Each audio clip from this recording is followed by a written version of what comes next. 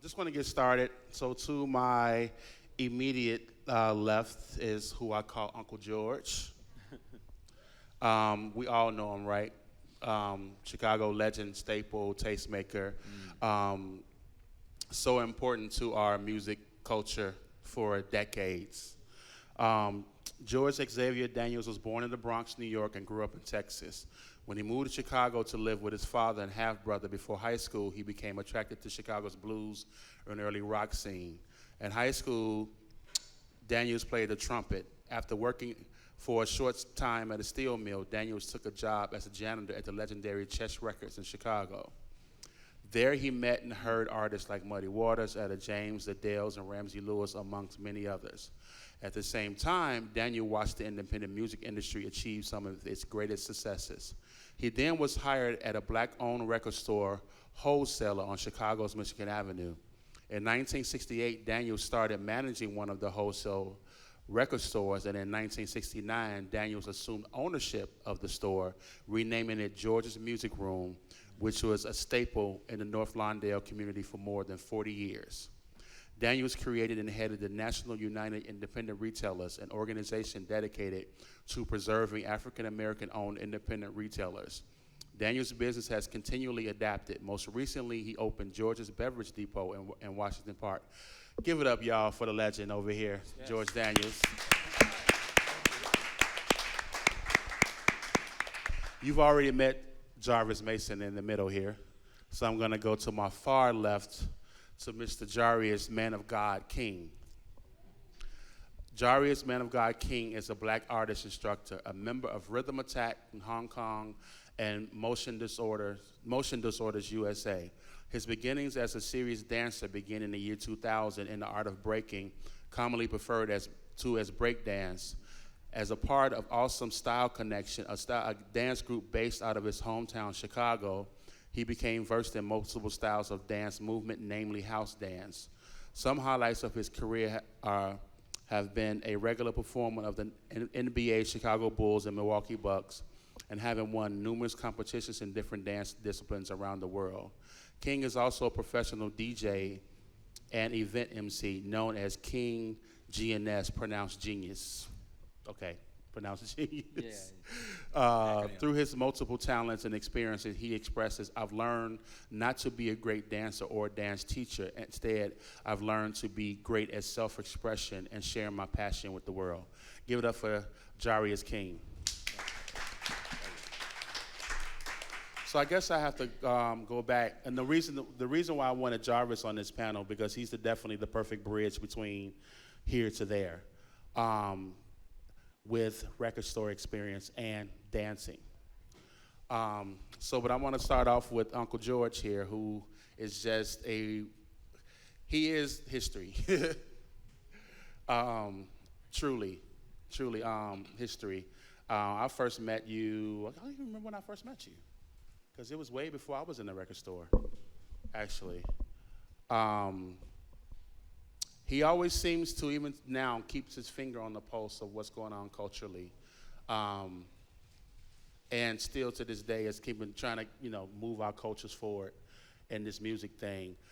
Coming to Chicago and coming to the West Side, how important was it for you? What were the conditions for you that led you to want to even take on this, going from a janitor at Chess Records to, Well, I'll start with the fact that since we're talking about the West Side, when I first came to Chicago, my brother, who was in medical school to become a dentist, became my guardian. He was married, had one child, and became my guardian while he was still a student. And I came to this place called Chicago, landed in this funny airport, little bitty thing called Midway. This is 1959, mind you. And it's crazy, but what was it, 40 years later, I wound up with a music store in the same airport.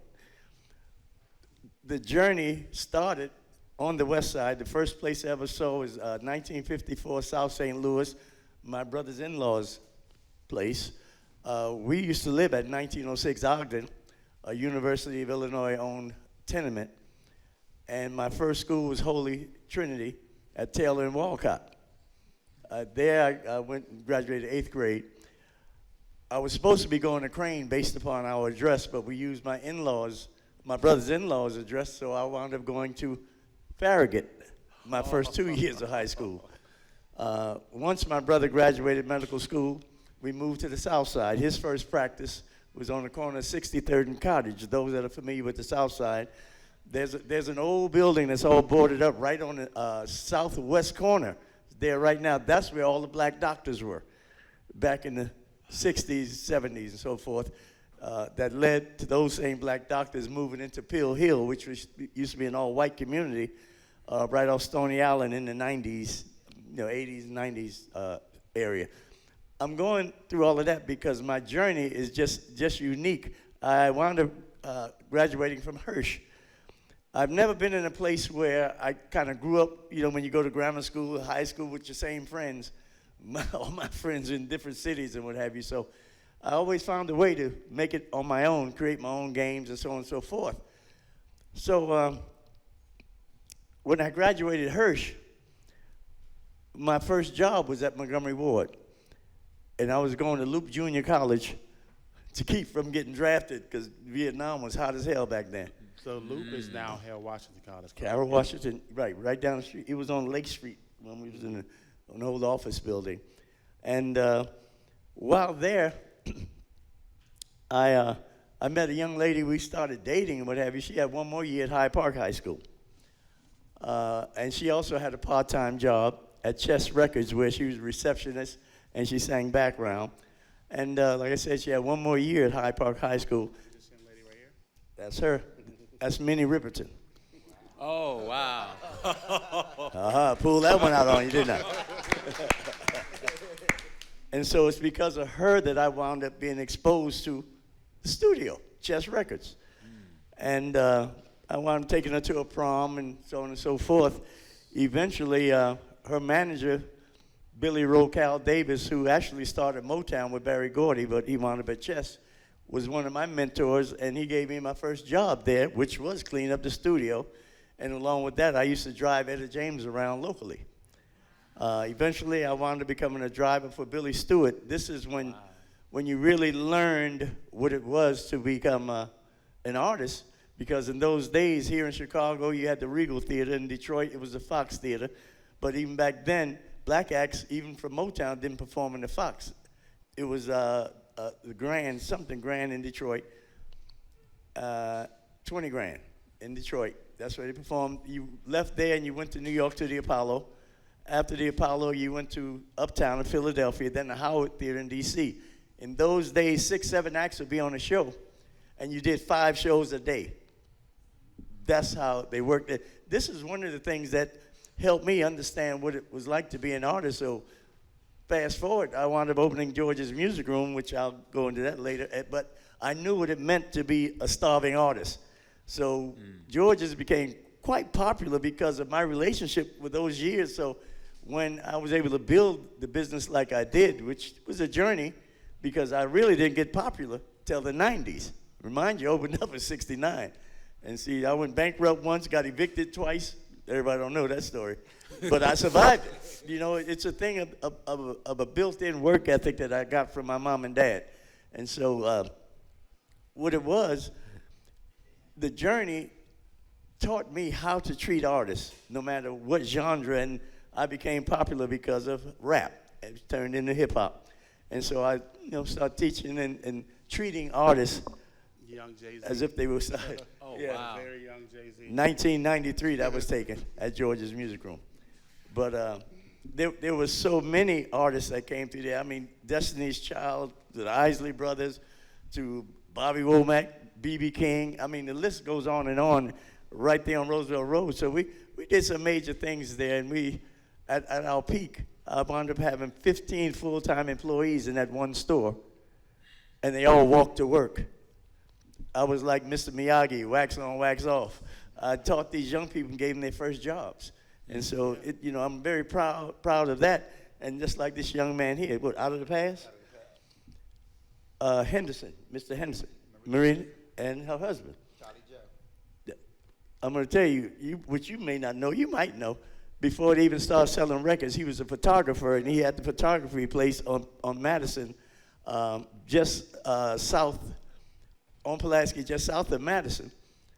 And because of his religious faith, you know, they didn't sell Christmas. I sold him his first records because I used to sell records out of the trunk of my car wholesale before I started George's Music Room. So I knew Henderson way back then, him and Marie. And so the journey for me, becoming a retailer, was based upon me working for One Stop Records Incorporated after leaving Jess. And this was a man that had 5 one-stops and a 20-store chain called Mooseville Records. His name was Jimmy Manette.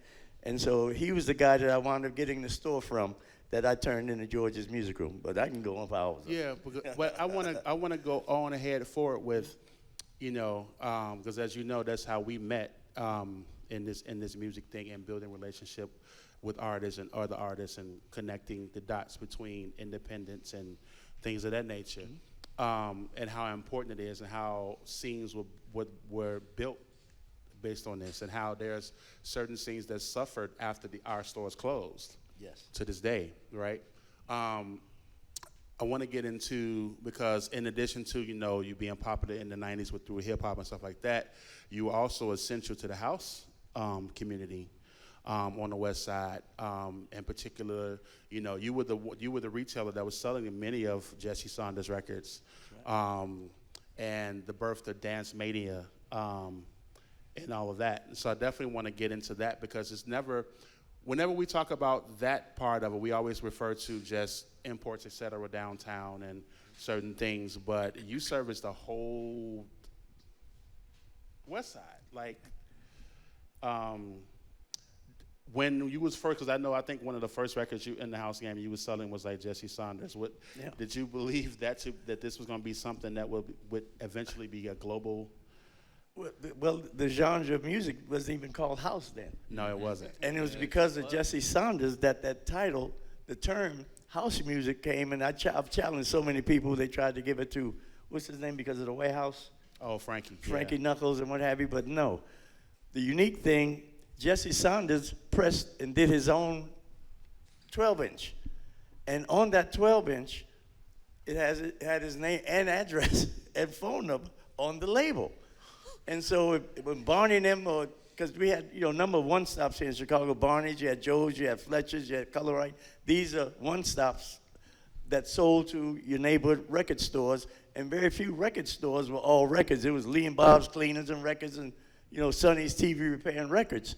And so places like Barney's and what have, they would have, if they ran out, then what did you do? Then they wanted, George, how did you get the record? I called his house. That's where the term house music came from. And I've challenged people, but he's the only one that had a record out like that. And that's how we used to call him. Hey, call his house if you need some more. That's how I figured house music became house music. Wow. True story. I even told Jesse that. He didn't understand it, but Man. that's where that was the first house record. That was a hit. That was the first record that sounded like that. Then the rest duplicated and copied his style. The first one that was being printed. Yeah. Yeah. And he printed it himself Yeah. at his house. And so with that, Jarvis, Out of the Past, that dirty record. And I don't mean dirty as in like the place is filthy, but you go in there digging and your hands come out just. Well, that's where the term dusty came from. But you come out of there with some gems, Lord. Out of the Past is another essential. To the point where you have so many record collectors from Japan and different places falling through this record store in this dangerous neighborhood for this music that has that. And I would never call it like, even, you know, with any of the retailers, it was never set out to be a one supplier of like house or this and the other. But how did you see how Out of the Past really was another thing that helped shape and form like music culture amongst the West Side and eventually Chicago period? Well, as far think my mic is on. But anyway, you know, I got my start from you.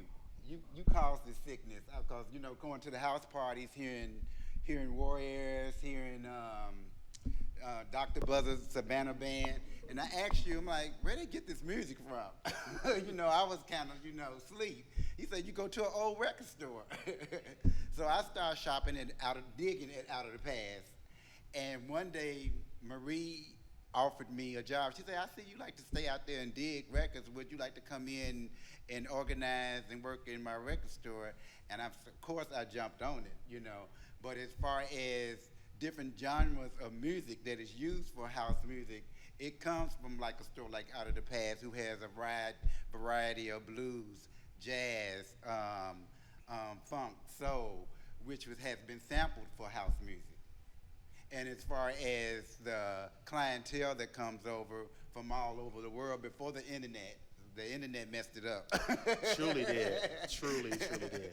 But Marie was aware that these were buyers, and they was going to go down in the basement and dig and be grimy, and it's going to look a mess. But they would come back upstairs with like stacks and stacks and stacks of records that she would price at a discounted rate for them to take back. Yeah, because at Dr. Wax, we had specific buyers that would come in from Japan, and particularly for records. And it started me recognizing something that I see even more now. Like right now, like Chicagoans don't realize that all eyes are on this market. Mm-hmm. Chicago is still a very much so untapped, undiscovered market. There's so much history here that still has not been told, that hasn't been unearthed. We know everything we know about New York and the Boogie Down Bronx and all this other stuff. We know all of it, but Chicago is this place, but for us, we don't seem to realize just how much that we have at our fingertips in terms of music history, architecture history, just so many things, right? And you have all these, when I started beginning to see all these people come from other countries just coming to grasp this thing. I had a DJ friend who had moved overseas and came back, and he had some friends came in from Australia.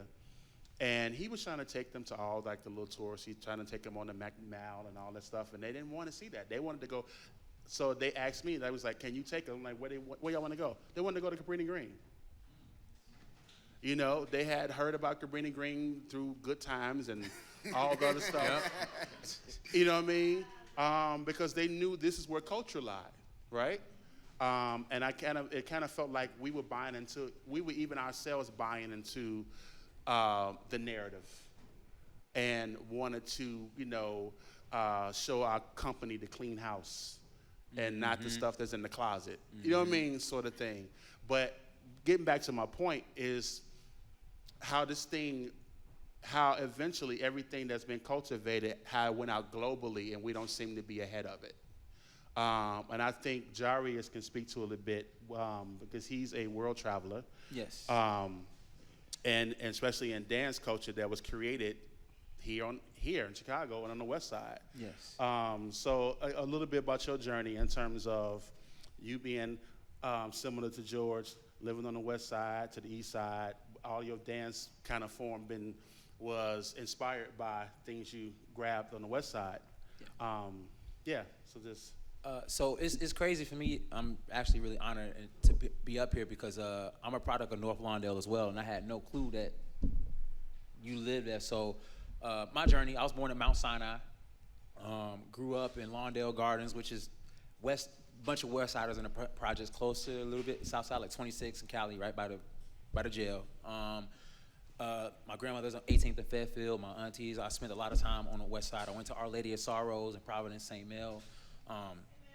Hey now, I didn't graduate from there, too expensive.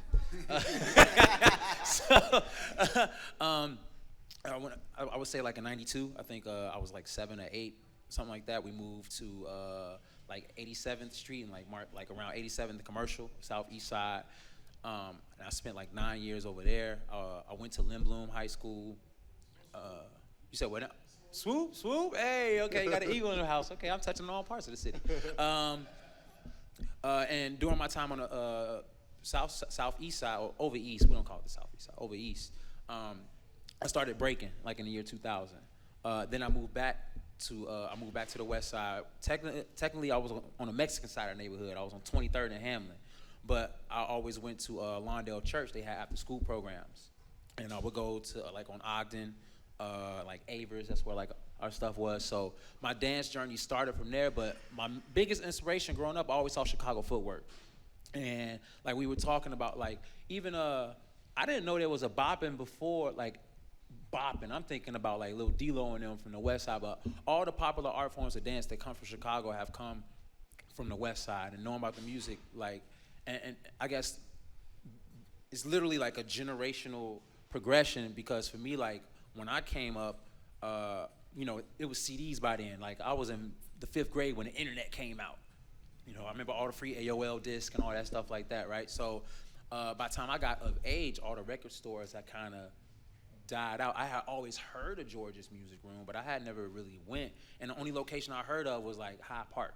Or maybe I'm mixing them up. Was it Dr. Wax? was in Hyde Park, But yeah. Dr. Wax and George's Music Room were like 2 spots, but these record stores that I had heard of. And by the time I came up of age, they had kind of disappeared. Then I went to Madison, Wisconsin for college. Then I came back, and by the time I came back home in like the late like 2009, like, you know, everything that I had grew up hearing about, that I was old enough to finally discover and see, it was gone. You know, so I had no clue that you was from my neighborhood. I'm from we're from the same neighborhood. Like, but I live in Hong Kong right now for like the past 3.5 years. I actually just got back a few days ago, and I'm like back home. But being abroad, the narrative is like, especially for house dance, house music is Chicago, but in terms of culture and marketed dance forms, house dance is from New York, because they have the media capital. That's where the narrative gets pushed. So when, you know, I'm the only, and even in terms of Chicago house dance, my mentors are like Brave Monk, brother named Brave Monk, Boogie McLaren, you know, and I come up from going out to excursions here in Cordell and JV, and being around like Louis Lazu and all these like phenomenal people, and I'm experiencing the culture. And at the end of the day, yes, it is all black culture, but being from Chicago, like you said, we got these gems, you know, blues, Soul Train, you know, people watch the movie Breakin'. Ozone is from Cabrini Green. Ozone, his real name is, street dance name is Shabadoo. So Chicago, we have such a rich cultural dance history, and I found myself like being on this weird like outer edge as someone, even though I grew up on the west side and the southeast side, like, you know, in my day and age, it's like too many games and stuff, so I couldn't even go outside and kick it. People, you know, being on the front porch was looked at like, oh, you know, that's some coon stuff or whatever, like, or, you know, you might get shot hanging out on the front porch. So a lot of the things that my mother and father and them came up doing, I didn't get to do. So all the culture I got was from my grandmother's, you know, blues records, and sneaking downstairs when it was on 18th and Fairfield, smoking, listening to all they nasty blues music. It wasn't even like, you know, cultural, like it was freak nasty music. So yeah, like just coming up in that way, I experienced a lot of this stuff in-house. You know, I didn't get to travel and go out. But yeah, when I find myself traveling in the world and being like a cultural ambassador, I'm always telling people, you know, like when people from living in Hong Kong, it's like a hub of Asia. It's like the Chicago kind of Asia. It has all this rich culture and history, but people use it as like a fly-through. And that's what happens in Chicago. People come here, they make their money, they kind of dip. Soul Train gets a start and moves to LA. All the house DJs or whatever, people come through here and then they go elsewhere, and our music gets taken there. Footwork is in Japan. I'm walking the streets of Macau, China, and I'm in a club, and there's some dude who's from Taiwan who knows how to do Chicago footwork. So we footworking in the club together. It was weird, but I was just like, wow. But Chicago is like known, but it's not. It's just like a weird in-between place, and I found myself fighting a lot to be like, if y'all want to know about house, go to Chicago. If it was from New York, it would be called loft music. You know what I mean? And that form of dance is called lofting.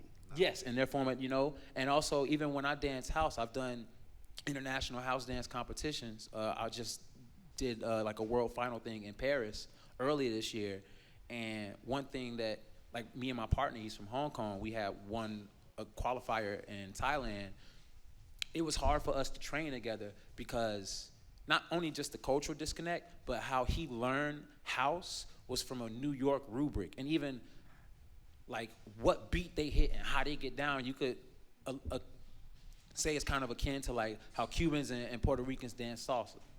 It's same, similar style, but just on different rhythms. Or what it was weird. So I found myself being in these spaces, people kind of like, when I'm at house dance competitions or whatever, people don't know what to do with me, or like, where are you from? What do you do? Or like, they can't figure it out because I don't dance like nobody else. And that's because I'm from Chicago, man. And so with that, Jarvis, speaking of house and dance, as you know, a lot of times we would be like, when we start seeing people saying house dance and we teach the house dance, and we're like, how do you do that?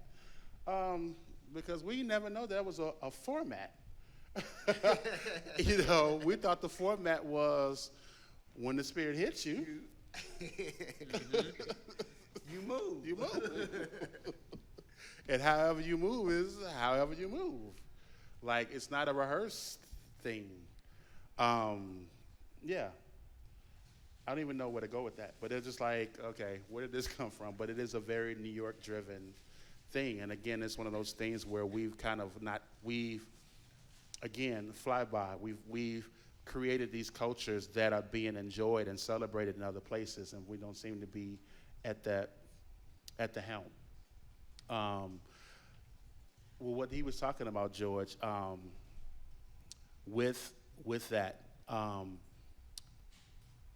you were one of the mainstays. When anybody came through Chicago, they knew they had to get in contact with George, come see George, and be that connector globally, where no one would seem to be, like you said, so many fly by. But we do have to talk about, the reasons why a lot of that happened had a lot to do with politics as well. Well, in a sense, but the culture is the culture, and so we have to recognize what it influenced, like breakdancing. What was the TV show that you first saw breakdancing on? What was his name? I saw it in the movie Beat Street. Okay, but then there was a TV series that came on with the heavyset guy. What's his name? Was it Yo? Huh? There you go. What's happening? Actually, That's locking. It's a different dance, but that's the first original street it's dance. the first but type of, yeah. exactly, But because yeah. in New York, basically, in the black culture, we danced with a lady. We swung, we did the Yep. swing, and we did the bop or two-step. In different cities, they had different names. Mm-hmm. But in New York, this freestyle of dancing started basically in the late 80s, going into the 90s. You go into the clubs, and it seemed weird, why are they dancing by themselves, Yeah. But that's what it was. But for me, at my first store at 3937 Roosevelt, I used to keep the cardboard. So when the kids after school would come, Wow. I had them because I had to speak outside. So my place was the safe spot. And kids would come after school, and be rush hour traffic, and we had a ball out there with the kids, and they enjoyed themselves, and my place was a safe spot for them to enjoy themselves. And so my experience was being a part of these youngsters. You're talking about 8, 9, 10, 11, 12-year-old kids. They had something to do, and it was revolving around the music and breaking. And so that was, I would say, my contribution at that time, because as things progressed and music changed, just like when you were talking about CDs versus vinyl, and I think America was tricked into being the experiment for CDs because vinyl never stopped selling in Japan. And see, so I've traveled the world pretty good myself, from Africa to Australia, and I've seen it, and there's always been vinyl. Right now, Japan has more vinyl than CDs. They don't care about CDs, basically. And see, so we have been persuaded that the new technology is always the best. And like now, George's Music Room, my store is actually in storage, so it's not gone. I also have close to 100,000 pieces of vinyl of my personal collection, as well as what I collected over the years. So my business partner and I, we're making plans to do something with all of that vinyl. But I'm telling you, all the original copies. And so I'm pretty excited about, the future plans. But I tell you, the journey's not over. George's Music Room is live. It'll live. Word. Yes. And on that note, keep us posted. You got it. But no, but seriously, I mean, you know, the thing that we've been, you know, the things that we've been talking about in this mapping and documenting all these spaces and as the years going by and the 90s came in and all these new zoning laws and all these new different ways they review your PPA licenses and things of that nature, made things suffer. You survived differently because of, like, again, you said you became popular through the hip hop era in the 90s, but you also really dealt with the moving tide of the politics of Chicago and the way it started really crippling the West and the South Side. Well, the politics from one degree, but you have to look at something that most people don't even want to talk about, but crack screwed us big time. This neighborhood here, just around here, I saw it. I saw it around my store. Every community, black in America, suffered. You see what they're doing with the opioids. They're trying to do everything they can to help folks, but they poisoned us. Okay, when people start losing their jobs because of an addiction, then you had the drug dealers. Then what they do? They went after the business people because they had cash every day. And so when you look at our dilapidated neighborhoods, and especially the commercial strips, that's what happened. And nobody wants to own up to it. But it was the crack that did it. All of the lounges, the bars that we used to have, when you, on the other panel, the gentleman was talking about, you know, we don't support. How can you support it when it's not there anymore? I mean, some of the greatest blues clubs and restaurants we had, they were devastated because of the crack epidemic, and you got to own up to it. And when you look at our neighbors now, and just look, New Jack City, didn't they glamorize it? Listen to the lyrical content of hip-hop nowadays. Listen to it back then when they were glamorizing it. When drug dealers became the people in Harlem. You know, when we look at Jay-Z. You know, I mean, we look at these things that we glamorize, but the truth of the matter is we were devastated. Our youngsters grew up, just like I was saying earlier. I really enjoyed the fact that I gave young men and young ladies their first jobs in the neighborhood. There's no place for young people to work, to learn a work ethic. I dare us to put a body cam on our children and let's see what the hell they see walking to school in the morning. And who's on the corner, who's doing the crazy stuff. How can they be motivated? My mother worked up until the last half an hour before I was born in my parents' first restaurant. By the time I was like 4 or 5, my parents had 10 restaurants, 5 in Harlem, 5 in the Bronx. That was in the 50s. I learned a work ethic because of at home. You know, you don't go to college to open up a corner store. To quote mom and pop, that's how many of the stores that aren't owned by us anymore. If you look at the construction, the owners either lived upstairs or they lived behind the stores. Yeah, They were part and parcel of the community. My dad taught me that. You know, I was a businessman. I was a merchant. I was part of the neighborhood. They supported you. Nobody came from out the neighborhood to support you. They did it right there. The #1 commercial street in Chicago, tax grossing right now, is the Magnificent Mile. Does anybody know what the #2 street is? Madison? 26th Street. No. Oh, 26th. 26th Oh, Street. Little Village, From yeah. Pilsen to Cicero. All right? Just ride down there and then ride down Roosevelt or ride down Madison. Years ago, State Street, that great street, was #1, and #2 was Roosevelt Road. Now, when you look at it, it's a ghost town. I feel so bad. I won't even go ride past my store anymore the way they vandalize it. I'll start crying. I'm serious. It hurts. Man, my blood, sweat, and tears went into what I did to make a living over there. And at one point, I lived over my store. I lived in the neighborhood as well. See, so these are the things we have to recognize and, you know, look in the mirror. You know, you want a blues club? Then open a damn blues club. You know, because Edna died, we don't have an Edna's restaurant anymore. Yeah. We don't have MacArthur's on it. I mean, we have MacArthur's, but there's Army and Lou's. There were so many restaurants, neighborhood restaurants, that you got healthy food.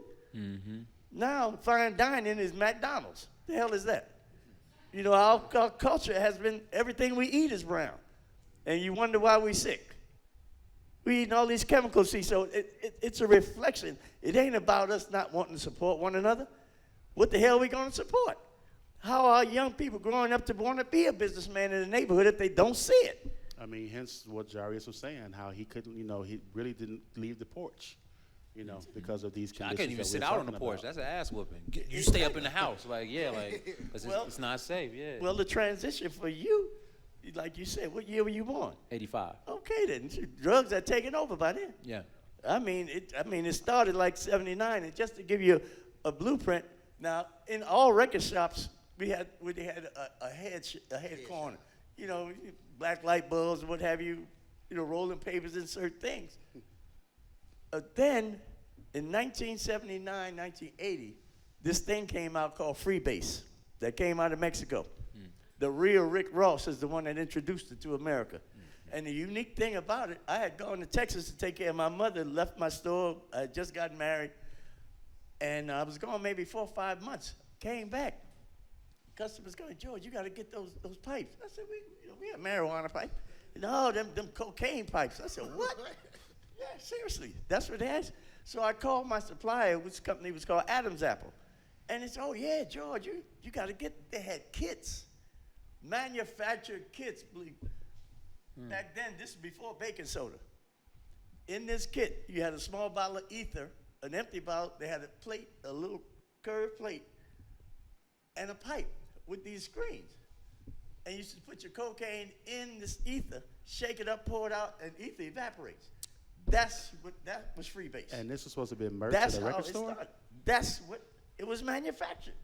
They were manufactured kits. Professionally packaged. This was before baking soda. Then you heard, in the hip hop songs, baking soda. Baking soda. I got baking soda. Exactly. Whip it. Yeah, all that. So they were glamorizing it, and then what does a little child hear? If I'm 5 years old and my big brother's 11 or 12 and he's playing it, by the time I'm 8, I'm a drug dealer. And see, this is what was perpetrated through the music and is still happening today. We're concerned about 12, 13-year-old kids shooting. Well, look at Grand Theft Auto. Look at the games. Listen to the music that's background to the games. These are young children's brains that are being scrambled before they have a chance to develop based upon the popular culture. And we need to look in the mirror and get this shit straight. So with Jarius, with that, you seem to have, transcended all of that.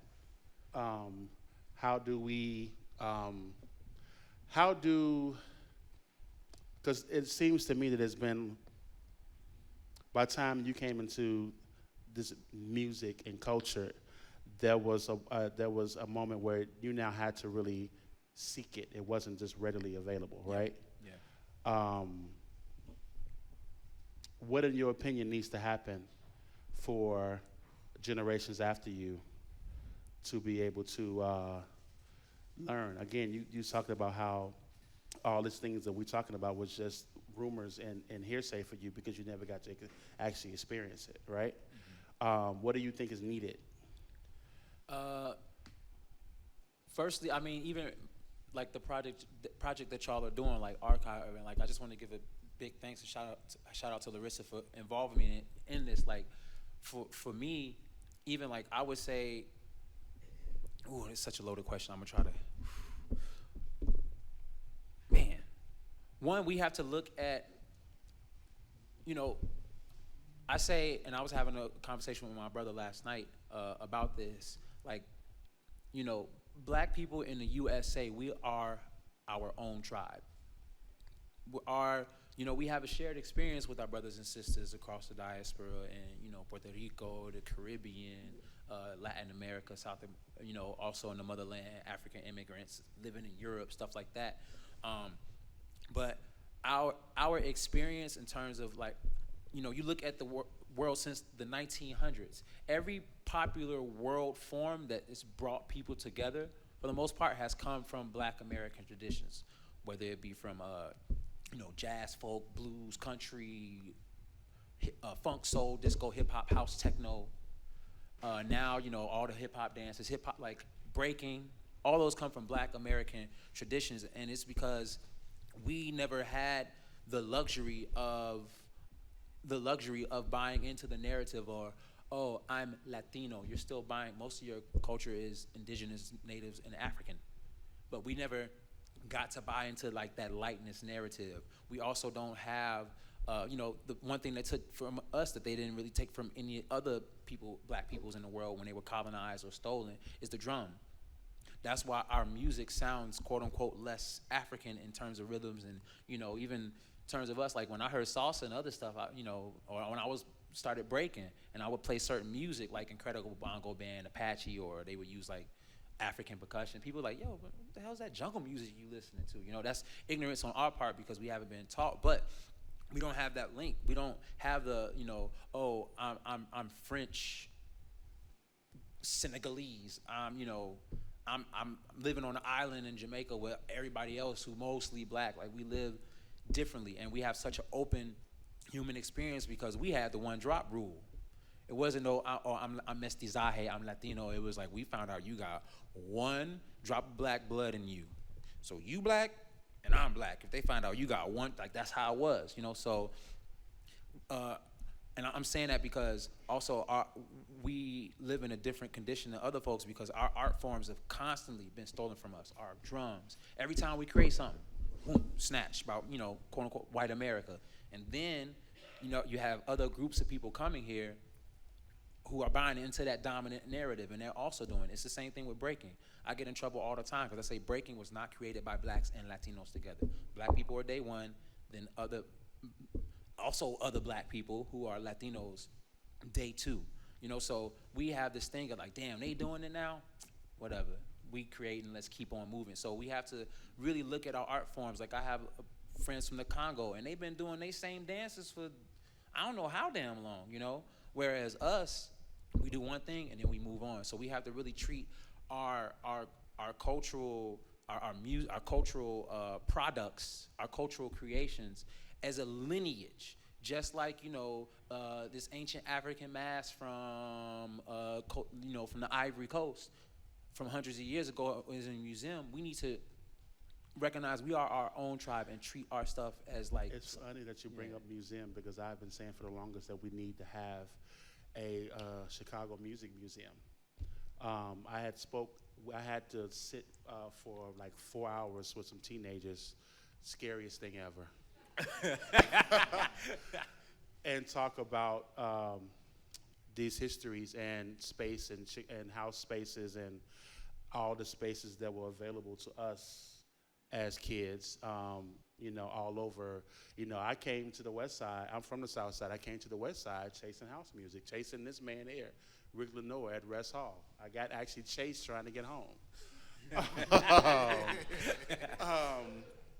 Because there was all these spaces and all these things that a lot of people just didn't even exist. I sat with these kids, and they had no idea just the amount of people who were even from Chicago and had all this music. They didn't realize how many genres were birthed here. Yep. They didn't realize, I even told them, like, even Aretha Franklin being from Detroit, but she was crowned the Queen of Soul here at the Regal by Purvis Spann. Chicago's also the city that broke Stevie Wonder. There's so much. Again, you're looking like, wow. Yeah, it's like we need to be able to have this history document because Chicago probably has put in the most major contribution to music culture. I mean, modern blues, modern gospel, house. Even now, like with the drill movement, like with certain trap music, and rap styles, like that's straight up. Speaking of which, Chicago. George brought some amazing photos that he's going to be contributing to the archive. Oh wow! That you guys can check out. Let me explain that one. See, the photo was kind of cut off, but this was a record sheet, a playlist from the original WVON when it was on 1450. When Herb Kent, E. Rodney Jones, Lucky Cordell, they were all Ed Cook, Isabel Joseph Johnson, Barney and C. Washington. They had this play sheet come out every week. I was one of the stores that would report to that. And on this sheet here, you can see they call them the good guys. When you talk about Stevie Wonder,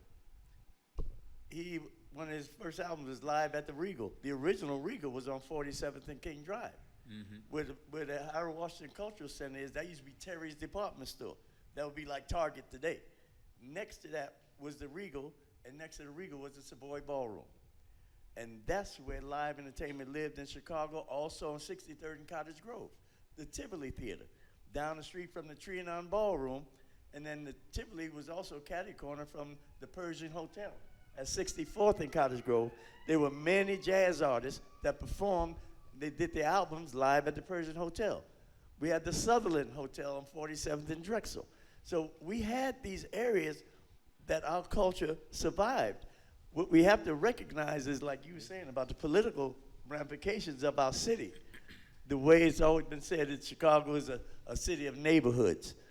Well, it started a long time ago with the redlining, and so we were boxed in and kept in certain areas. Not like New York. You go to New York now, the culture's everywhere. They may be in different boroughs, but then you go to Harlem, it's incredible. But then there's a mixture of the cultures with people that look like you, but from different parts of the world. And see, so this is where Chicago has been isolated because of the political crap they played ever since the riots in 1919. And it has not changed. That's where the redlining came in. This is back in the time when I look at Cicero. And I could never live over there. Better not get caught over there after dark. Yep. Now, who owns Cicero now? The Mexican community. There was a time, there's certain areas, you know, that it disturbs me because we don't realize what happened and how the system, the politics, created where we're in, the environment that we're living in, and we're blaming ourselves. Yep. It ain't ourselves. We have been programmed and don't even know it, and this is what we have to be aware of. And the music should be, the messages should be in the music that we don't get anymore. Like the young lady was saying earlier about Marvin Gaye, what's going on? The songs that we have messaged, our children should hear those types of songs. They don't hear it in hip hop, the most popular culture in the world. When I remember when I would have artists at the store and I have lines around the corner, a bunch of white kids, because the white stores didn't know nothing about this music called rap. And this has become the message music of the world. Every culture has it now. And we have been using it against ourselves. And it's dangerous, I force myself sometimes to listen to channel 702 or 706 on Music Choice, just to try to interpret what the hell they're saying. But the kids know what they're saying. And it's a lot of poison, and most of it, many of it, is about violence and how to solve a problem with a gun. And this is where we're having this problem, and it's not in our music anymore. That's what's missing. But it's their blues. Of course it It's is, their but where do you hear it? You don't hear the blues anymore. I mean, again, just like this, with WVON, I was saying that this is a placard, and down the bottom, this was at Soldier Field years ago. This is like had to be early 70s. Aretha Franklin, James Brown, what have you. I was one of the ticket sales for this. And it was put on by Purvis Spann, the radio station that you used to get up in the morning, you hear gospel, you hear blues, you hear on the same station. Our children are growing up with one beat in their head. Yep. That's it. There's no diversity. Yeah. You know, you heard classical music, you heard all these different genres of music growing up as a child, so you had choices. That's what I've always felt, because for even with hip hop, for every, hip hop, all hip hop wasn't conscious and whatever, but for, every Luke, we had a De La Soul. For every Akinyele, we had a Tribe Called Quest. For there was just like this balance, and it doesn't seem to be a balance anymore. Well, let me not say that in the sense of great music is still being made. Lots of great music out right now, but the focus and the promotion and the industry is not getting behind a lot of the great music. So it's like we have to figure out a way to become, for us to become the industry again. Firstly, I've often tell people, like on Facebook, when we can spend so much time talking about music we hate. I was more to spend more time talking about the music I love. And I just wanted to add to that, like in terms of solution-oriented things that we could do. There is a return to black economics, because, more so during George's time, there was still like black, like even Madison. I can only imagine what Madison Street was like during that time versus when I grew up. It's like a wasteland with just some beauty supply stores in it, focusing again on black economics, which there is a return to that. But I think one thing is also not only focusing on the music, but having these centers, and not even centers, because there's plenty of like youth and art centers, but they're not always drawing the youth in. And I think like, I don't know, even me, like my plan is to move back home, and just for shorties to walk around the way and to see people dancing in front of the corner store, do something like, you have to, it's almost like you have to do, man, it's difficult. You have to, I don't know how we bring it back. Yeah, it's those safe spaces. The one thing that when I was talking to this group of teenagers, it was that I was supposed to answer to them a question of why there was a lack of spaces for them, right? But then they all had their reservations about would spaces for them work in this day and age, because of they all had, this fear of the violence and things of that nature. To the point where I was trying to, because a part of Lori Lightfoot's campaign, she had in her campaign where she's going to relook at the PPA laws, right? Which is the license that you need to be able to charge money to get into your establishments and so on and so forth. And a lot of places on the South and West Side haven't been able to get these licenses because their applications sit in the files for, there's no time limit on when they have to check your file. When you get a liquor license, you have up until a year to review it. With a PPA license, there's no time limit, so it can sit in the file for like 10 years. Wow. Right? And so I asked these teenagers as a project to write letters to Lori Lightfoot, basically expressing what they would like to see change for them to be able to have spaces and so on and so forth. And they got kind of frustrated. They got very frustrated because it's just like, again, will this work? But, again, we are products of safe spaces. We are products of what George did, of allowing the record store was so much more than going and buying music and leaving. Well, my question was, now, like you said, the PPA license, but now when you talk about teenagers, you can't sell no liquor there. See, Right. so, if we're going to charge to get into a safe place for teenagers, for different dances and shows, I don't think that would be much of a problem. It's the liquor. Mm-hmm. And then, again, one of the other issues I want to bring up, and you wouldn't even remember, but, all of the issues that we suffer in, like you were talking about Madison, and I talk about Roosevelt and Ogden and what have you. This is pre-Dr. King's assassination. Yeah. Okay, 1968 changed the game. There are many vacant lots are still vacant.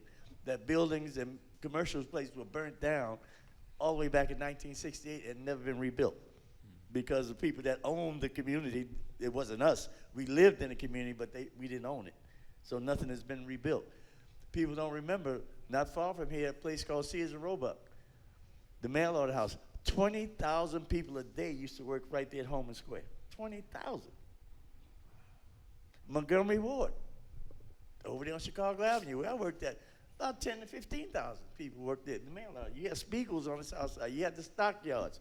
One of my other jobs is U.S. Steel. So you had opportunities to work, but you saw, as a kid, you saw people coming home from work. When I look at these construction sites, I look for me. I don't see us. Mm-hmm. We're not there. Something is the hell wrong with that. Because if we don't have any economy in the neighborhood, then you can do whatever you want with the teenagers and what have you, but if they don't see something that they can go into want to be like. If they see doctors and lawyers and what have you within their communities, our kids don't get a chance to see it. When Soul Train first started, it started here in Chicago. Don Cornelius had this crazy idea. A lot of folks don't know Don Cornelius was one of he was the newsman on WVON. He was a Chicago policeman. He had become an insurance man, but when he was a policeman, he pulled this guy over and giving him a ticket. And the guy said, wow, have you ever thought about going into radio? That guy was Wesley South. Eventually, him and Purvis Pan bought WVON. But that's how Don Cornelius got on radio. I think that was probably somewhere around 1967. because he's the first African-American radio person to interview Dr. King here in Chicago. That was Don Cornelius. And he got the idea of starting this thing called Soul Train because Dick Clark had American Bandstand. And Soul Train started just, some more history at the Board of Trade. At Channel 26, WCIU. Their studios were in there. And all they have are still pictures because it was live every day. It wasn't on film.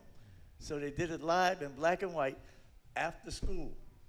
Every day you come home, and it was on for 6 years after Don Cornelius decided to take it to California. And that's why the American movie thing they did was such a lie. Bottom line is, but that's where it all started. Don was way before his time, and he convinced George Johnson Products, to sponsor him because he was struggling out there trying to get it on. Johnson Products was doing maybe $5 million a year because of the Afro sheen and all that, because I had a big Afro too. After the first year, he went from $5 million to close to $20 million in sales because of Soul Train. Yep. And it started right here in Chicago, and it stayed on locally every day for 6 years while it was coming on just on Saturdays in LA. And a guy named Clinton Gent, who was a heck of a dancer here in Chicago, he was the host of it every day.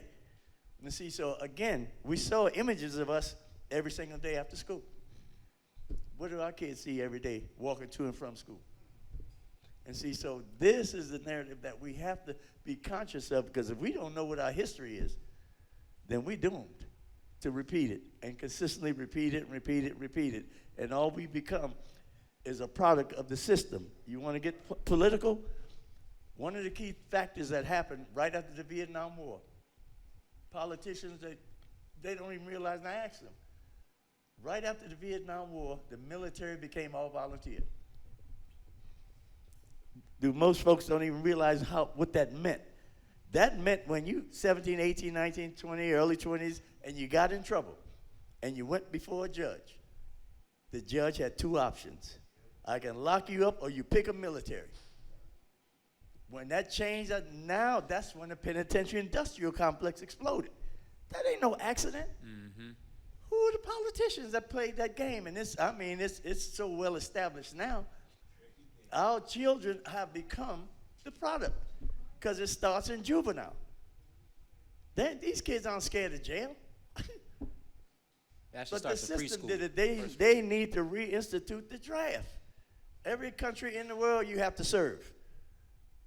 America, the most powerful country in the world, and we don't have to serve anymore. But we serve it in the penitentiary.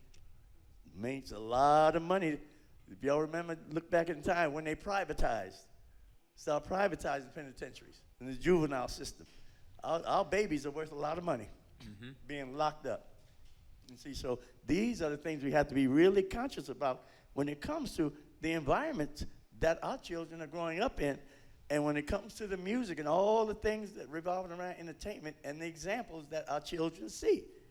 Like Jennifer Hudson, I complimented her once. I said, I truly appreciate your stage performance because you're selling femininity, not sexuality. And our little girls are seeing, I love Beyonce and the rest of them, but look at Nicki Minaj and all the rest. What are they selling? What are they showing our girls what success is? Showing everything. All we got to do is look on our phones now and look what these young girls are doing. Where are they getting it from? Entertainment.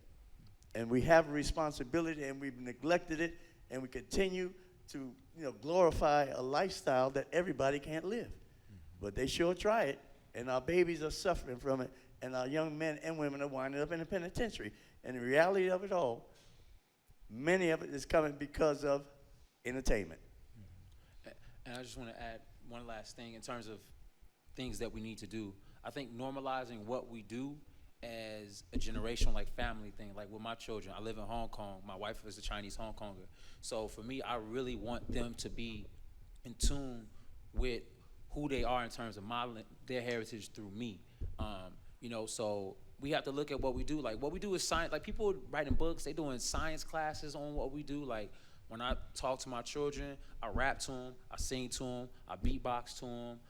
It's normal for my children to see me, to see dancing, to hear music. Like, we need to normalize those types of things in our homes to a degree where it's like it's an effort. Like, it's, you know, overly. They, like, my son knows how to break. He knows dancing. He dances and scats to jazz music when he hears it. You know, I play salsa. He knows how to DJ, and he's touched vinyl. He's only 3.5, you know, and I'm very intentional about doing that because, you know, and how I make my living in Hong Kong, I only teach dance and DJing. I teach some English classes, and I MC dance events. I make a living in a foreign country off of what our people created here. You speak Chinese too? I speak Mandarin and Cantonese. Look out. I'm not fluent, but I'm getting there. It works. Get you that check. You know, but yep. You know, but we have to normalize it to a degree where it's almost like annoying to them. So then when they get older, it's like, damn, I get it. You know, Because I tell you, Al Green was annoying to me. I hated Anita Baker. Her voice was depressing to me. Shut your mouth. Really? Her voice was depressed, but now, Right. you know. Speaking of Yo, which, I I love want to. Speaking of seeing what you do, let's see what Jari is do. There is some footage. I ain't the over only here. dancer up here. No, I was playing. Yeah.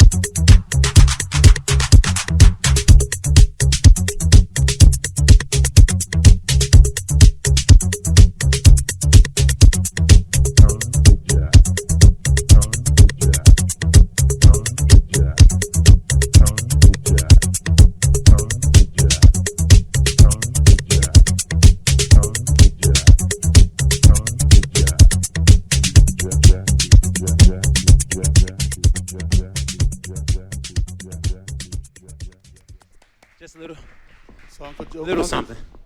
So Uncle George is up and about, but if anybody had any questions, feel free to ask a question right now. Any questions from the audience? We already know Boogie, right? That's my little sister. Yeah. Okay. Questions, comments? Yeah. So I'm actually a product of the Firehouse Community Center.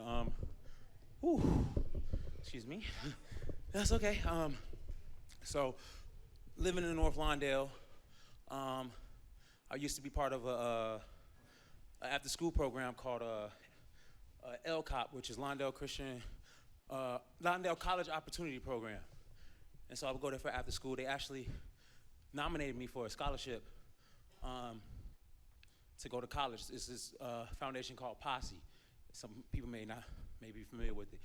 So I got selected through Posse to go to University of Wisconsin in Madison. And when I would come home for the summers, I was staying with my aunt on 23rd and Hamlin. So I always be around the neighborhood. And Pastor Phil Jackson, who was the head of the firehouse, had knew me from being part of the Lawndale community and going to church and stuff like that. And so he had hit me up at one point to perform with my crew at what they called The House, which was like a hip-hop worship experience. And that's what, like, when I did, like, one of my first performances was at The House. And eventually, he took that program and founded the Firehouse Community Arts Center, which is right there on Ogden and Hamlin right now. And so when I moved back to Chicago, eventually I moved back to Lawndale. So I was living on Cermak and Cadville, which is right there. And so I would always go. Before the firehouse had lights, we started opening up community practices for people to come practice breaking. So, you know, practice was over when the sun went down because they didn't have no electricity in there yet. But yeah, I'm a product of Lawndale, especially the Lawndale Church and their education programs and the firehouse. So yeah, check them out. They have now they turned it into a whole facility. Cooking programs. I think they might be doing music production by now, like dance program. They're doing so much in that facility. So 2111 South Hamlin, in Lawndale. Check it out. Yeah. Your knowledge of what Chicago's different neighborhoods had as it pertains to records, record stores, music is unbelievable. Can you tell us all again, if you didn't already, what exactly was going on this corner that you remember? Well, I remember there was a clothing store and a record store in the same building right there. Down the street was a great restaurant in that same row of businesses there. This corner, I think, was like a grocery store or something was on this corner. But there was an economy over here, in this whole area here. And then, you right up to Roosevelt. And so there was a lot of businesses going on in the Roosevelt corridor across from Douglas Park. And see, so we had an economy within the community where people walked to work. And that doesn't exist anymore. And the thing that I was talking about before is our young people don't get a chance to see an economy in their own communities. If you want to see it, you need to take a field trip to other neighborhoods because they don't live in it. And we don't have it here anymore. And again, when I started George's, there was on the corner of Pulaski and Roosevelt, you had Drexler's Drugs, you had a hardware store, a medical center, you had John's Restaurant, you had the laundromat, you had Poppin's Supermarket, you had all these different businesses. And I was able to survive with a little store that I opened with a little or nothing, but I had the knowledge. And I convinced the landlord to give me 90 days credit on the rent. But we fed off of the same customers. They went in there to wash their clothes. They came next door, bought some records. Either they went and sat in John's restaurant. You getting your hair done, your husband come over there and hang out in the record shop. And see, so it was a great community, and every neighborhood had blocks like that. Every neighborhood had those blocks. And again, we're talking pre-Dr. King riots. After that, it just changed the whole makeup of the West Side. Totally, because I mean, if you look back at the old footage, it hurts to see how this community burned. And I literally opened up the year after the riots. And my family thought I was out of my mind. But the bottom line is, it is what it is, but nothing has ever been done to correct it or to bring it back. And that's where the politics come in. Now, politicians they've really been disappointing to the community over here because they talk about bringing, they're talking about it now, bringing jobs in, but when you've grown up all your life, you're a grown man, you never had a job. How do you expect to keep it? We need training programs over here. We need development that we can train youngsters and even grown men. Because we have quite a few people that are incarcerated and they come home, to nothing. They wind up going back. I just want to clarify for sure for young men, but also our young sisters too. We all need it. Well, I think we got to get ready for the next panel. So again, I want to thank you three gentlemen for your time and your knowledge and your history and your everything. Can we give them a round of applause? Thank you.